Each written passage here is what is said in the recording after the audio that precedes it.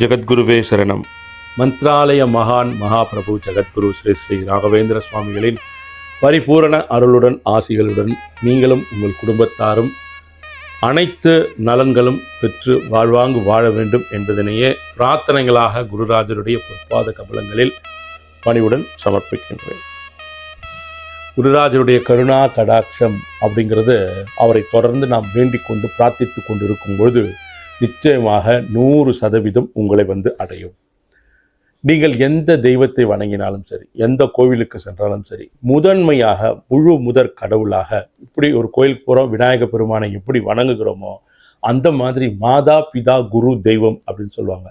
மாதா பிதாவிற்கு பிறகு குருவாக மகாபிரபு ஜெகத்குரு ஸ்ரீ ஸ்ரீ ராகவேந்திர சுவாமிகளை ஏற்றுக்கொண்டு அதுக்கு பிறகு நீங்கள் எந்த தெய்வத்தை வேண்டுமானாலும் வணங்கிக் கொள்ளுங்கள்.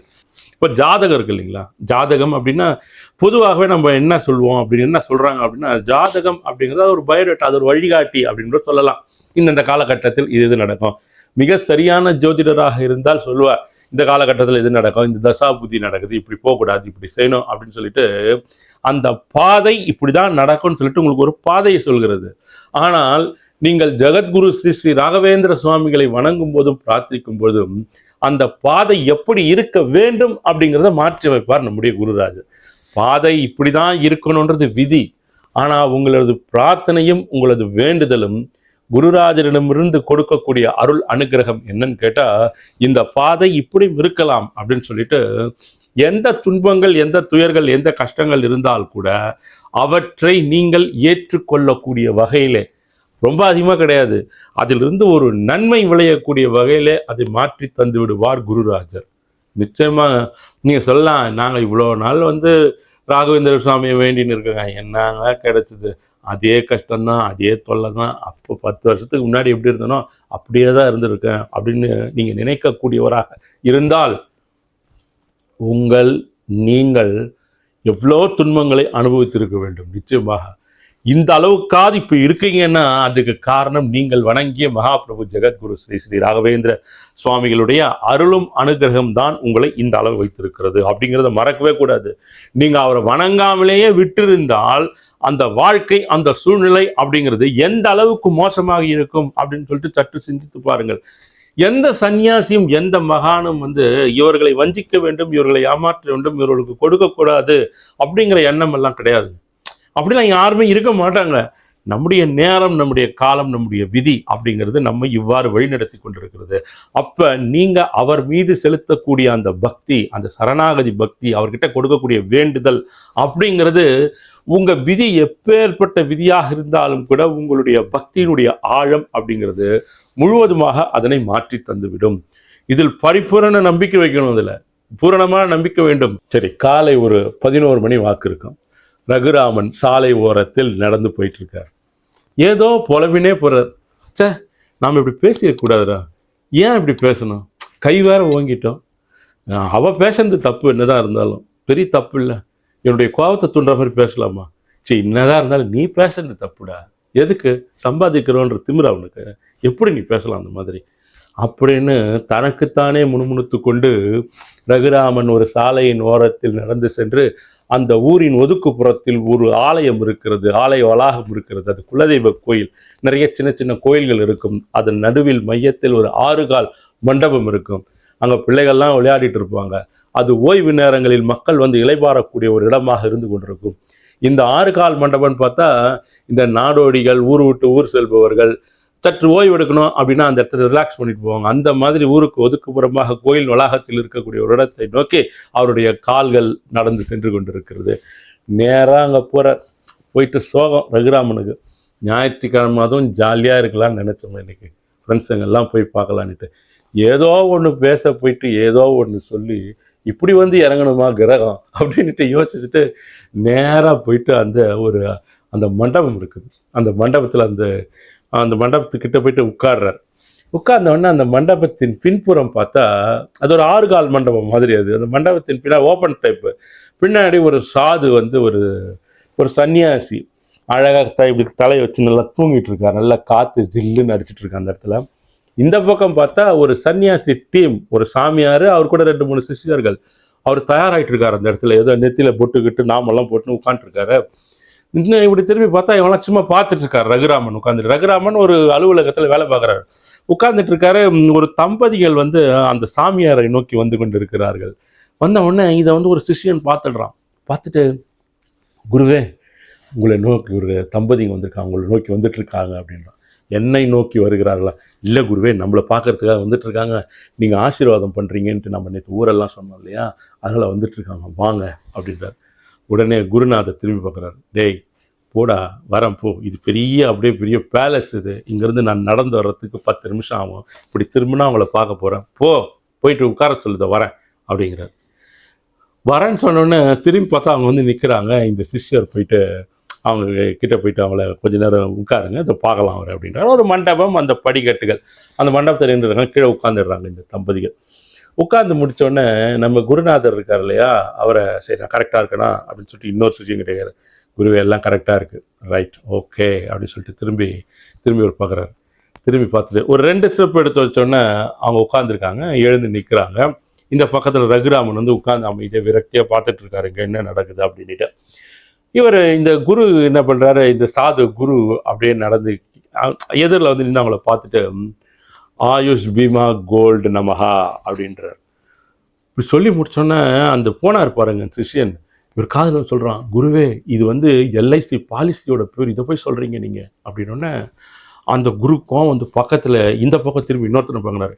டேய் அவன் என்ன ரொம்ப புத்திசாலித்தனமாக பேசுகிறான், என்கிட்டயே வந்து குற்றம் கண்டுபிடிக்கிறான், பார்த்து சொல்லி வை, அவனை கொஞ்ச நாள் அனுப்பிட வேண்டியது இருக்கும், போயிட்டு அவங்களுக்கு சொல்கிறா போடா அப்படின்ட்டு திரும்பி இந்த குருநாதர் அந்த சிஷ்யன்கிட்டயே சொல்கிறார்.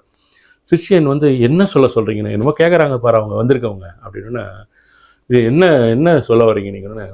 என்னங்க அவர் ஏதோ கோல்டுன்றாரு, கோல்டு விற்கிற விலைக்கு நாங்கள் எங்கே போகிறது அப்படின்னு அந்த அம்மா சொல்கிறாங்க.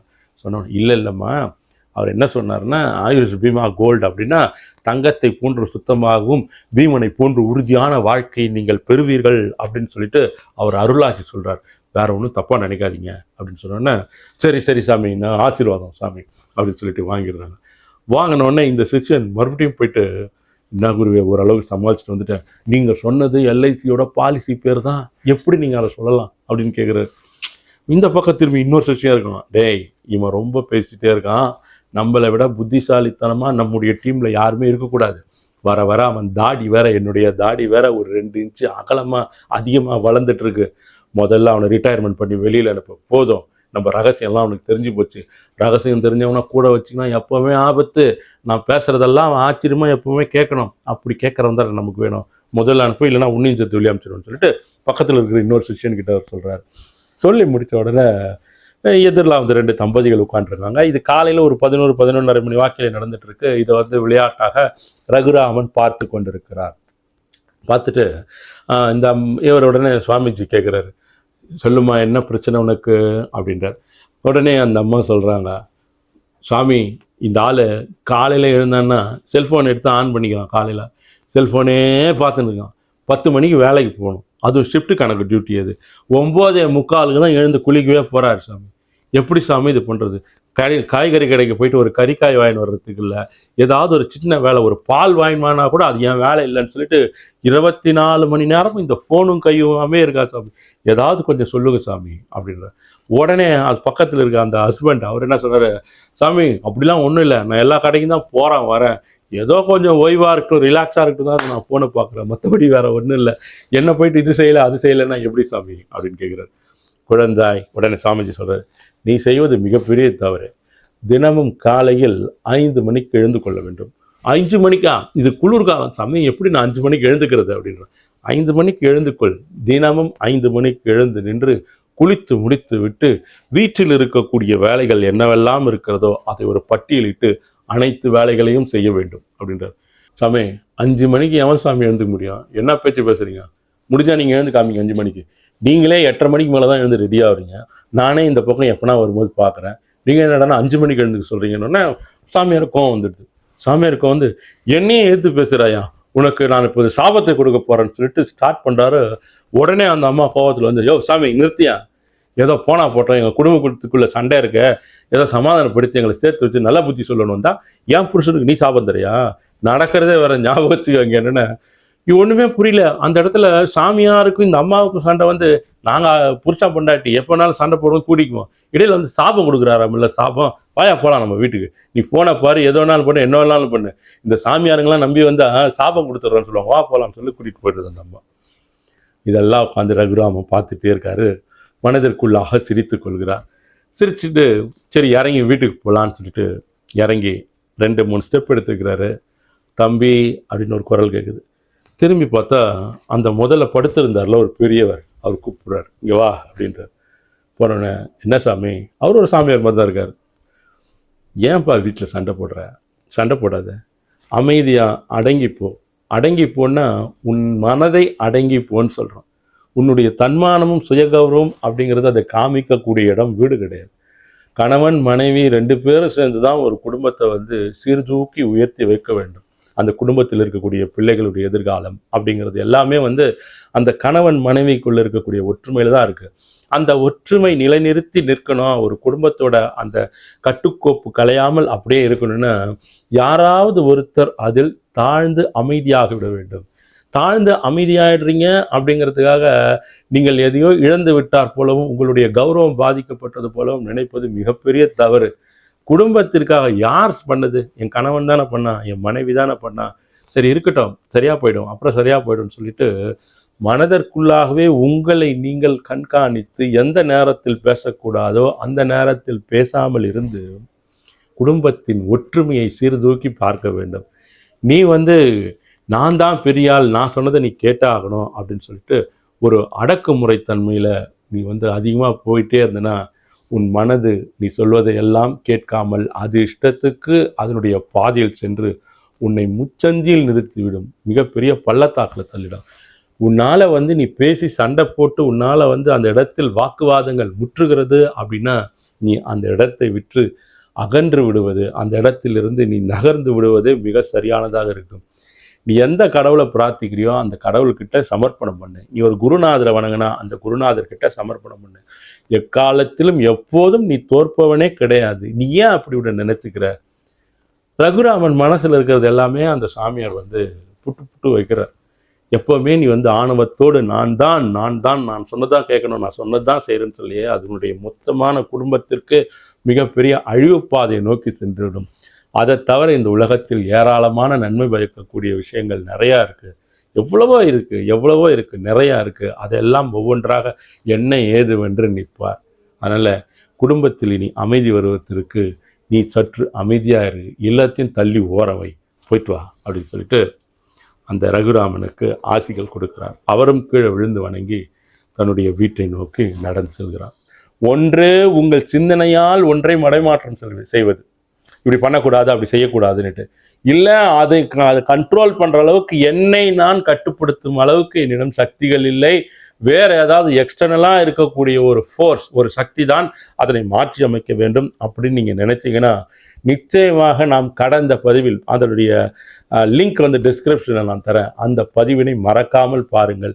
நிச்சயமாக அந்த பதிவில் சொல்லியுள்ளபடி அந்த பூஜைகள் பண்ணிங்கன்னா உங்கள் வீட்டில் எதிர்மறை ஆற்றல் விலகும், நேர்மறை ஆற்றல் வரும், பாசிட்டிவ் எனர்ஜி உள்ளே வரும், அமைதி இருக்கும், குடும்பத்தில் ஒற்றுமை இருக்கும், சண்டை சச்சரவுகள் இருக்காது.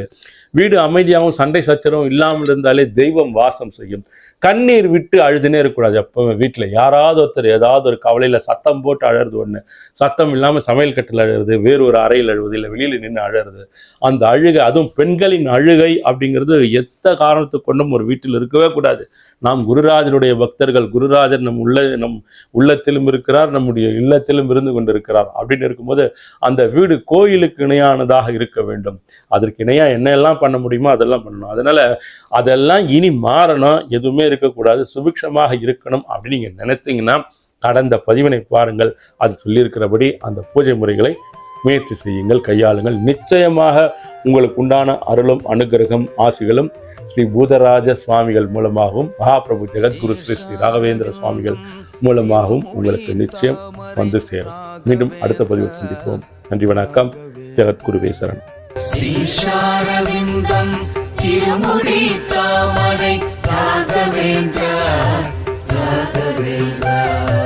முகாரவிந்தம் திருமுக தாமரை ராகவேந்திரா ஸ்ரீ ராகவேந்திரா முகாரவிந்தம் திருமுக